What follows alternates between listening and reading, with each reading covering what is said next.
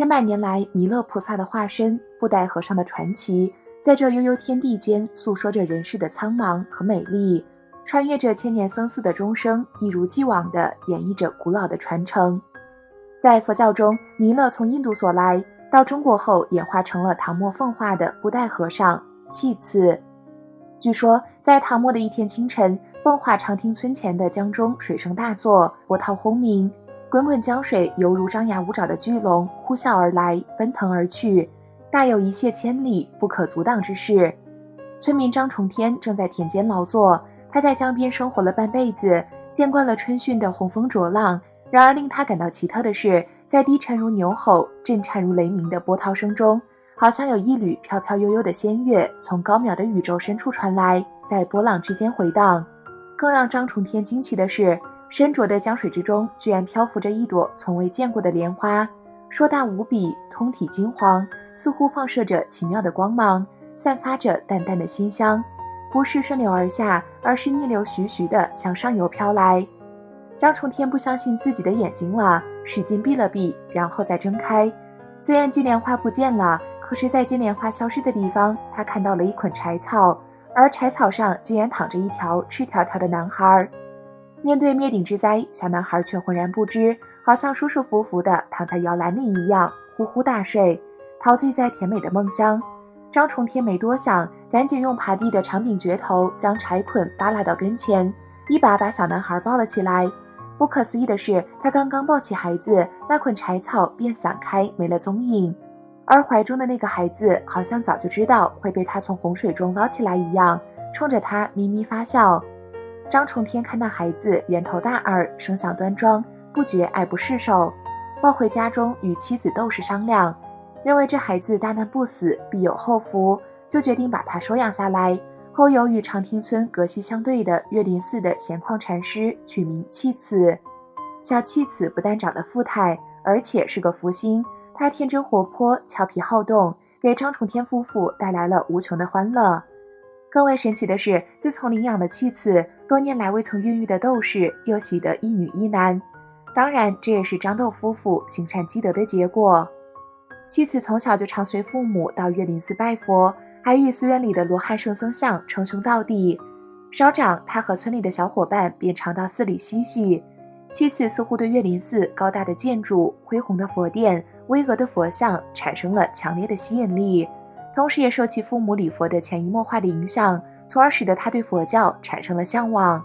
弃次在岳林寺出家后，也许是经历了心灵的磨难之后的大彻大悟，也许是超越了红尘之后的大智大觉，常有些令世人感觉趣奇的举动。最特别的就是他无论走到哪里都带着一个大布袋，当有人问他的法号，他就用寄语作答：我有一布袋，虚空无挂碍，展开遍十方，入时观自在。从此他便以布袋而得名，被称为布袋和尚。布袋和尚他那只布袋的确叫人好奇，他所有的用具，不管是水瓶瓦钵、木鱼念珠，还是破衣裳、烂草鞋，通通注于袋中，似乎应有尽有，永远也掏不完。布袋和尚平时还捡拾人丢弃的废物置入袋内，人或讥笑其布袋是垃圾袋，笑答以记，有时备无时，无用便有用。布袋和尚的形貌很有特征，形材为内，粗恶颇腹，皱鼻梁，大肚子，身体矮胖。他的行为也很奇特，天将旱时便穿高尺木屐，天将涝时穿湿草鞋，人以此得知天气。而且他随处寝卧，冬卧雪中，身上一片不沾。布袋和尚没有固定的住处，经常到市场上乞食，不管好坏，入口便食，还分出少许放入布袋。更奇特的是，他在哪里行乞，哪里的生意便分外好。布袋和尚逢人便笑，言语无常，却多灵验。不几年，人们便都认识了他。他常袒胸露腹，嘻嘻哈哈，逗小儿逐之，同时也就把自己那个布袋里化缘来的甜点干果分与周围的孩子。弃次从小就天资聪慧，出家后很接近百姓，有着丰富的生活经验和群众语汇，因此也常常能够用寄语来表达复杂的思想和深奥的哲理。布袋和尚一次外出化缘，有居士问他：和尚何姓？何年月日生？法腊几何？诗云：你莫到我姓里，2月8日生，指着布袋与虚空齐年。居上因为诗曰：和尚此去，若有人问，只那么对，不可堕他人是非。布袋和尚答以记曰：是非憎爱事偏多，仔细思量奈我何？宽却肚皮常忍辱，豁开心地任从他。若逢知己须一分，纵遇冤家也共和。要使此心无挂碍，自然正得六波罗。这首诗记表达了布袋和尚看破人我是非，不染指是非恩怨，忍辱宽容的哲理思想。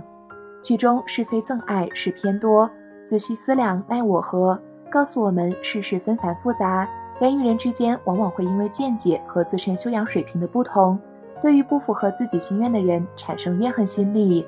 这些憎恨既有同事之间因为名利等方面的争端引起嫉妒乃至暗中加害，也有因恋情失败产生的怨恨心理。人世的许多悲剧莫不由怨恨产生。总之，人世间因各种原因引起的恩恩怨怨实在太多，恩爱的夫妻可能转瞬间变成陌路，患难之交的朋友也可能分道扬镳，世事变幻不定。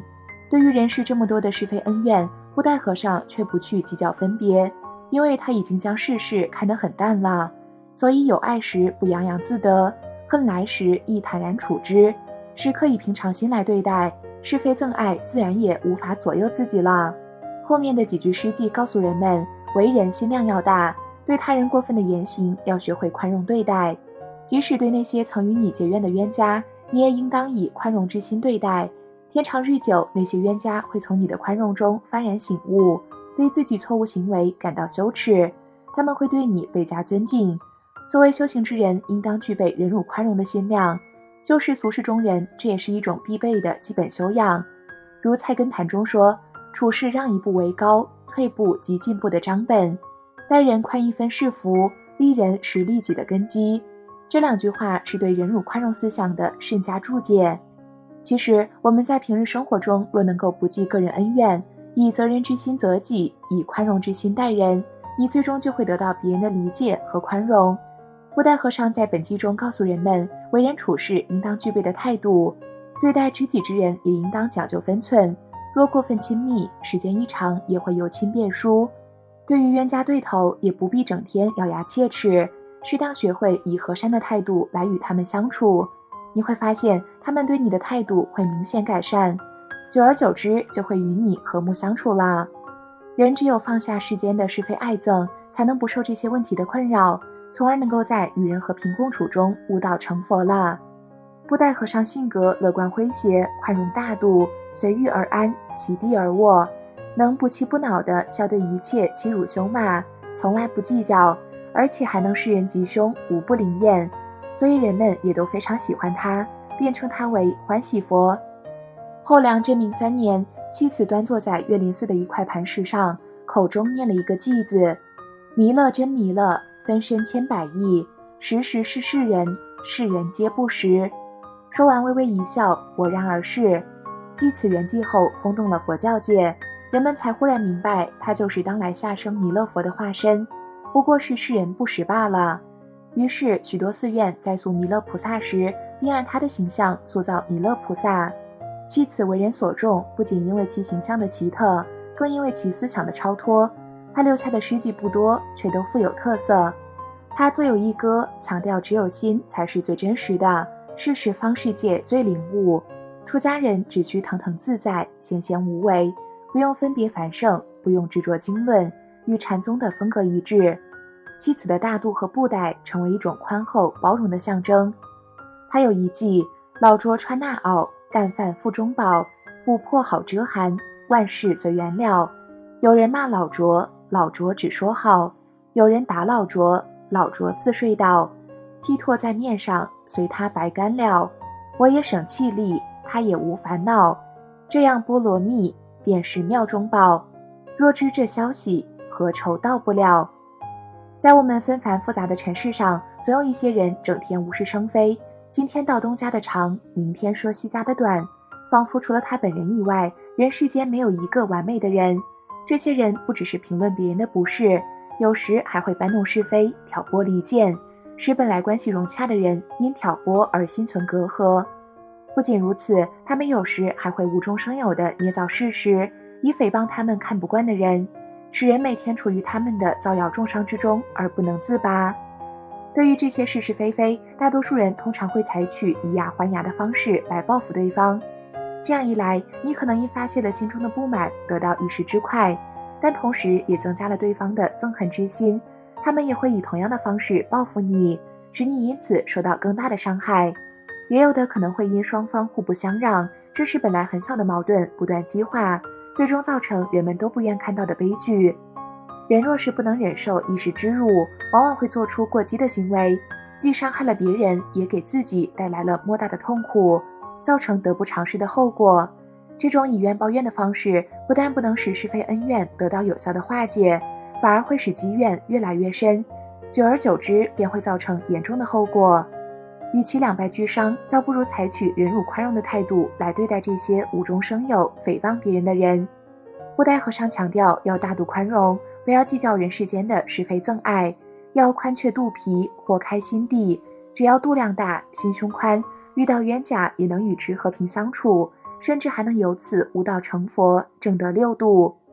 后人以妻子为原型，又加上了笑口常开的特征，从而形成矮身大肚、粗鼻笑口的典型的弥勒菩萨的形象。也有光头现比丘像，双耳垂肩，脸上满面笑容，笑口大开，